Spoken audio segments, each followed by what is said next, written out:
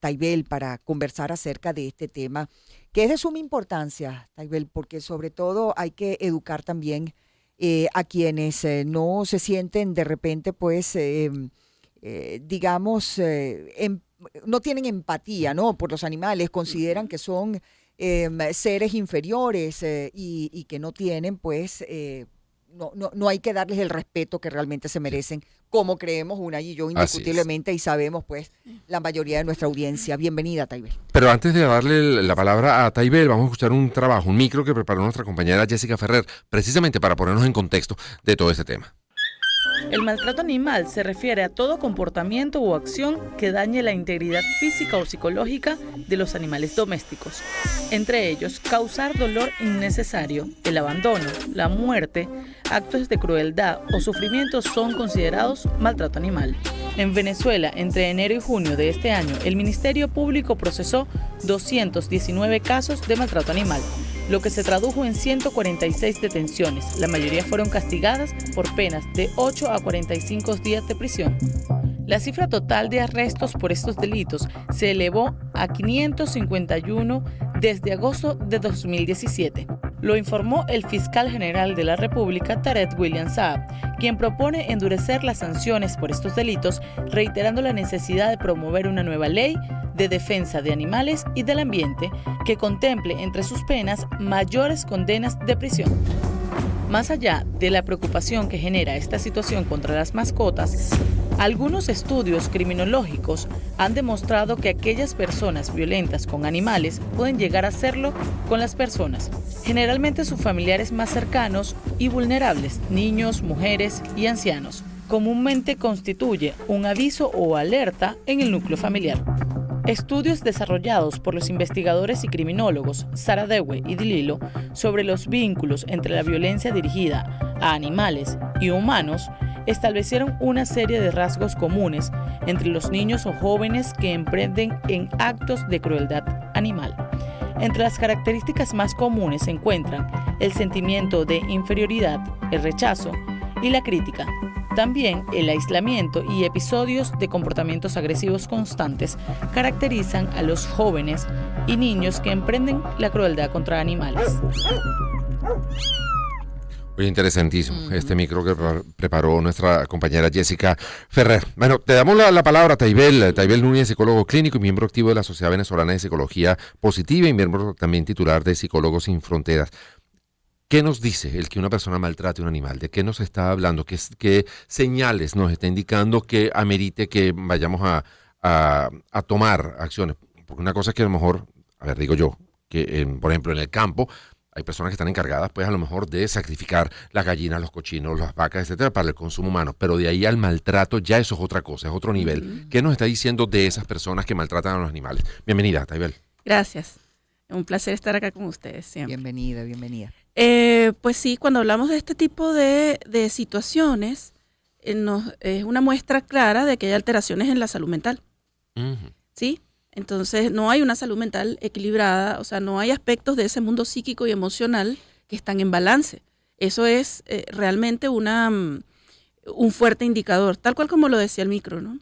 Eso ha estado además pues muy estudiado por la psicología y la psiquiatría pues desde siempre. Ese comportamiento en el que el otro parece no importar. Fíjate, tú ponías un ejemplo claro, ¿no? Decías de repente las personas que tienen que trabajar con los animales para consumo humano y una cantidad de cosas. Digamos que eso en la sociedad, en el día a día, tenemos que hacer cosas que incluso tenemos que cruzar ese dintel o esa línea en la cual pasamos por encima de la empatía. Por ejemplo, los médicos. ¿Sí? Los médicos te hacen una herida para salvarte. Cosa que a lo mejor otra persona, cualquier persona promedio, te diría, tienes que salvar a esta persona y tienes que abrir aquí, coser aquí, sacar aquí o detener esa hemorragia de tal manera. Y la otra persona ¿sí? Pensar que le va a ayudar, pero pensar que le puede hacer daño, que no sabe cómo hacer eso, le detiene. Se ponen los zapatos de la persona frente al dolor o el daño que puede hacerle sin querer. Y esto realmente, en general, es una conducta de preservación del ser humano y de los seres vivos, ¿sí? Y lo vemos también en otras especies, en otros mamíferos, ¿sí? Cómo puedes tener esa empatía. Hoy día tenemos sociedades que son mucho más violentas, mucho más individualistas, menos colectivistas que, por supuesto, en el pasado, que nuestros antecesores, que nuestros ancestros más lejanos. Y este tipo de situaciones promueve todas esas cosas. Además, tenemos el tema de esa ventana que nos dan los medios de masa y las redes sociales especialmente, donde las personas entonces buscan manifestar una cantidad de cosas que quieren hacer o que quieren decir y mostrarla a los demás. Como querer destacar. Querer destacar, sí, y querer mostrar a los demás eso que haces, ¿no? Entonces, estamos frente a conductas psicopáticas. Tenemos, sí, porque y eso, esa frialdad, al no estar, digamos, en empatía, no al tratar al otro haciéndole daño y observar cómo se le hace daño a otra persona, porque puedo ver contenido con ese tipo de violencia que sabemos que existe, es ilegal, pero existe, y hay gente que es consumidora de ese tipo de contenidos. Sí. No solo antever eso, sino antever o hacer algo en vivo, ¿sí? A otra persona. Okay. Tratándolo como, hay personas que la otra vez me decía alguien, bueno, eso es como tratar como un objeto. Yo le digo, no, ni siquiera como un objeto, porque tú los objetos no vienes y los destruyes así por así. Claro. Ni destruyes el objeto de otro y lo despedazas. ¿Sí? Sí. Entonces, y no tiene que ver con un arrebato de ira, no tiene que ver con un tema emocional, es que me enloquecí. En este tipo de casos, generalmente, hay un conocimiento de lo que es el bien y del mal y saben lo que están haciendo. Okay. ¿Sí? Generalmente en estos casos, como estos reseñados aquí, en muchos de ellos hay, digamos, ese conocimiento. Entonces, si estamos en conocimiento y no es una crisis psicótica donde la persona pierde ese contacto con la realidad, estamos entonces frente a una gama de cosas que puede estar incluyendo los trastornos de personalidad. Okay. ¿Sí? Y eso, por supuesto, hay que evaluarlo, supongo, doctora, desde el primer síntoma y sobre todo cuando se trata de una edad, como por edades ejemplo, tempranas. Sí, como la infancia, pues, sí. ¿No? Eso hay que evaluarlo inmediatamente porque por lo general a los niños les gustan los animalitos, tienen una mascota, etcétera, etcétera. Pero si, por ejemplo, un niño presenta algún síntoma de que le da placer dañar a un animalito, ¿sí? ¿Qué debe hacer un padre, una madre? Sí, acudir a buscar ayuda profesional en el área de salud mental, ¿sí? Buscar apoyo por la parte de psiquiatría y psiquiatría infantil, si es un niño, pues infanto-juvenil, si se trata de niños o adolescentes. No necesariamente puede mostrar placer, puede mostrar que no le generó dolor. Claro, ¿sí? Apatía total. Sí, puede mostrar así como, bueno, vamos a abrir esto aquí, esta tacita, vamos a sacar a ver qué hay dentro, vamos a abrir qué hay dentro del contenido de la bolsita de té. Curiosidad, claro. Y a lo mejor se termina siendo un gran investigador, un gran biólogo, porque comenzó con esas manifestaciones de curiosidad hacia ver cómo funciona. Sí, muy bueno. No sé dónde está el límite sobre buena todo. Pregunta. Sí, muy buena tu pregunta, excelente tu pregunta, porque suele ser además una pregunta común. Sí, hay niños que la curiosidad les puede llevar un poco más, pero generalmente el tema de empatía, digamos, hay una parte que viene con nosotros y hay otra que la aprendemos en el contexto. Okay. ¿Sí? La aprendemos en nuestro entorno, con nuestra cultura, con ese contexto geográfico, histórico en el que estamos viviendo y estamos creciendo. Entonces, por supuesto, al haber alguna de estas alertas hay que ir a chequear, a investigar, si no se trata que de repente un niño que cruza una línea, porque eso pasa. A veces en la inocencia podemos cruzar líneas, claro, ¿sí? Claro. Porque cuando sucede algo con un niño, a veces los padres evalúan la situación como si se tratara de un adulto. Y siempre les digo, el niño, por más pilas que sea, es un niño. Claro. Y él lo está viendo desde esa construcción y desde esos potenciales, desde esas destrezas, de esas herramientas que él tiene para su edad, ¿sí? Sin embargo, cuando ya cruzamos la línea como mucho, cuando ya hacemos daño, posiblemente hay varios factores de riesgo. Puede haber factores de riesgo del entorno, del contexto, ¿sí? Podemos tener una familia o un contexto social, un lugar donde me desenvuelvo que es violento, ¿sí? Que permite la violencia, que no tiene límites, ¿sí? Que no sabe cuándo parar, por que ejemplo, no sabe cuándo parar. No pueda controlar la ira. O sea, Sí, eso me está hablando no solamente del niño, sino también, por ejemplo, de su familia o de su contexto, sí, ¿no? No sí. solamente Es que, fíjate, un de la poco cuando persona. describían en el micro varias de esas características. Entonces decía los temas de autorregulación emocional, o sea, decía como algunas cosas, o sea, es como cuando las personas preguntan, ¿el líder nace o se hace? Yo te diría las dos cosas. En este caso, el psicópata nace o se hace. Okay. Es las dos cosas y a veces una combinación perversa de ambas. Claro, claro. ¿Sí?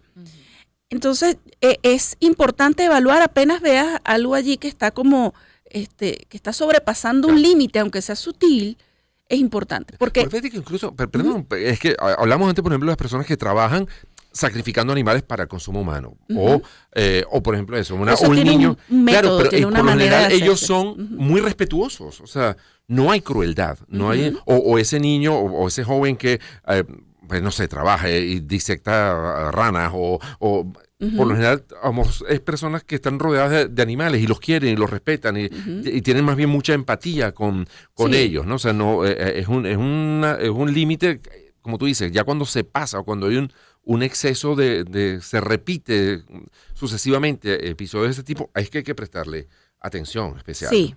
Y una cosa que hablábamos con el tema de los límites, los grandes tiranos de la historia son personas que tuvieron en general unas historias de vida, de infancia, de crecimiento, un contexto social, familiar en el que crecieron que era muy perturbador, Claro. ¿sí? Muy desequilibrado, donde muchos de ellos sabemos que no conocían límites y hacían lo que querían y era como gobernaban sobre los demás desde muy niños. O estaban en situaciones donde habían recibido, por supuesto, violencia y trauma, y en respuesta a eso también se generó toda esa estructura. O abandono. Sí, abandono, sí. Violencia por parte del que debe ser tu cuidador, Exacto. ¿sí? Ahora, cuando se trata, y conversamos amigos con la psicólogo clínico Taibel Núñez, cuando se trata de una persona que tiene un comportamiento normal dentro de la sociedad, pero que de repente no les son agradables pongamos un ejemplo específico, los perros o los gatos. Uh-huh. Y estamos hablando de una persona completamente normal, de buen trato hacia sus semejantes, etcétera, pero con respecto a perros y gatos. Uh-huh. Ese ejemplo específico. No les tienen paciencia, no les gustan y se los quitan de encima, pegándoles, pateándoles, o sea, que de repente tengan una ira incontrolable en contra de los animales. ¿Cómo evaluar a una persona eso? ¿Por qué ocurre? ¿Es simple y llanamente porque no les gustan los animales? ¿O es no les tienen paciencia? ¿O es algo que está dentro de esa persona que de repente pues lo activa el tener cerca un animalito? Puede haber hasta fobias, ¿no? Sí, o muy miedos bien. que le tienen. Sí, esta pregunta es buena también. Fíjense, aquí entramos en varios terrenos. Eso que tú estás describiendo puede deberse a distintas situaciones. Sí. Sí, recuerda que en el área de salud mental, siempre lo que es psiquiatría y psicología, siempre esto es un traje a medida. ¿Sí?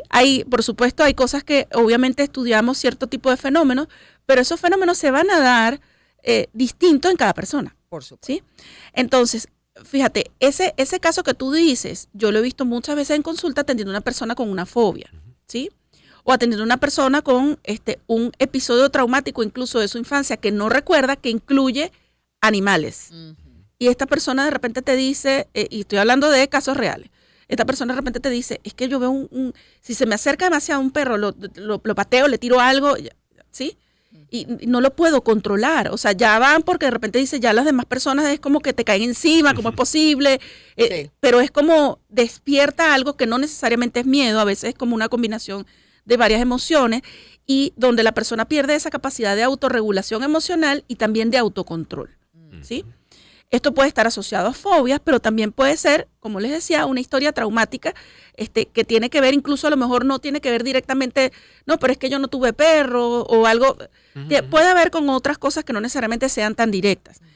Recuerdo un caso también que había, había uno de los padres que era maltratador y el padre solo, o sea, como que no le tocaran al perro, ¿sí? Pero era maltratador con los hijos. ¿Por ¿sí? qué se dan esas Y entonces, situaciones? digamos, esa situación traumática hacia, digamos, al animal le hacía estar como en guardia. Pues quizás lo que no pudo hacer como niño para defenderse de su padre. Recuerden que a veces hacemos, y más cuando estamos en la niñez, hacemos conexiones con cosas que son un punto de toda una situación, pero que apenas comprendemos como niños. Claro. ¿Sí? Entonces, en el caso de esta persona, tenía ese rechazo y esa como falta de control, esa pérdida del control inhibitorio frente al animal, como si el animal pasaba su espacio. Okay. ¿Sí?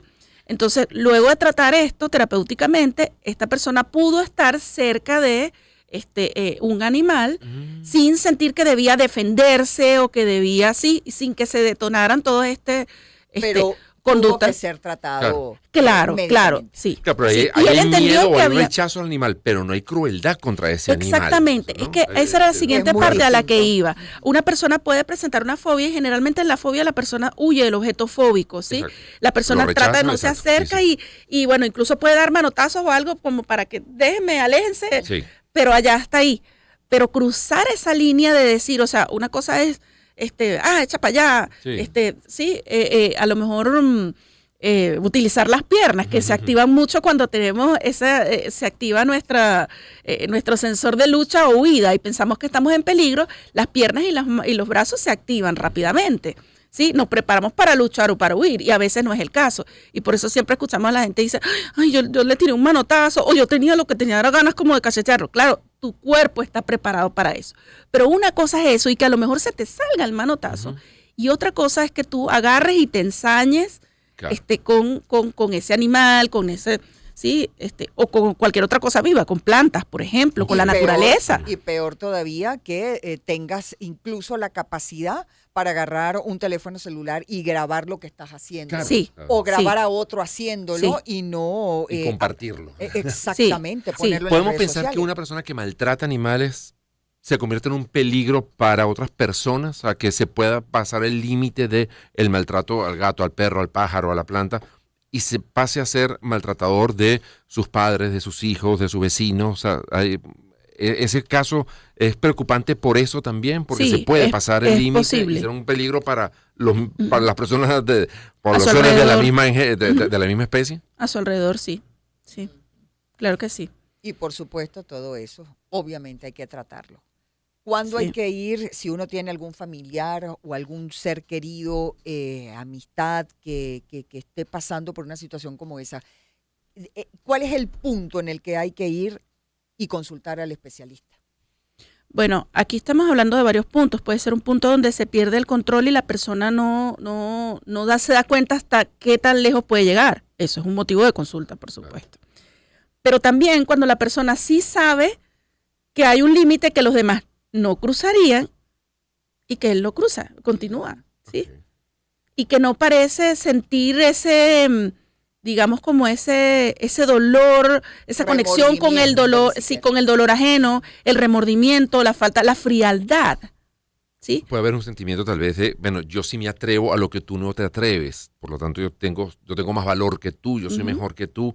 O sea, podrían haber detrás de eso demostraciones de ese tipo de Sí, estamos algún hablando, complejo, alguna... si estamos hablando de trastornos de personalidad, es muy posible que sí. Okay. Y si estamos hablando además de psicopatía, sí, puedes ver al otro como un objeto inferior. Han habido casos, reseñados en distintos lugares del mundo, en Estados Unidos, donde psicópatas integrados, hacían incluso maltrato animal, y creo que eso ha hecho que en los últimos, yo diría unos 15, 20 años, eso haya empezado a cambiar. Porque entonces había muchos, este tipo de cosas da para que los psicópatas integrados que hacen ese tipo de cosas, como no hay una normativa que, con las personas sí hay una legislación, Claro. y si es un delito y tiene esto. Pero en la mayoría de los países no está claro, no es igual, ¿sí? Entonces, eso también hace que la persona, porque esto se hace a conciencia, o sea, si Claro. estamos hablando de este punto de vista de un psicópata, lo está haciendo con conciencia, no es que perdió la noción del tiempo, normalmente estaríamos hablando de cosas con conciencia, entonces allí... Oye, muchísimas Ay, gracias, qué Taibel. chévere. ¿Tienes redes sociales? Sí. Ok, ¿cuáles? Instagram, @bienestar 4.0. Ahí está. Bienestar 4.0. Taibel Núñez, Gracias. psicólogo clínico, miembro activo de la Sociedad Venezolana de Psicología Positiva, miembro titular de Psicólogos Sin Fronteras. Gracias, doctora. Nos vamos a la pausa. Regresamos con Pro Da Vinci en Agenda Éxitos. El color rosado está por doquier y al verlo automáticamente pensamos en Barbie.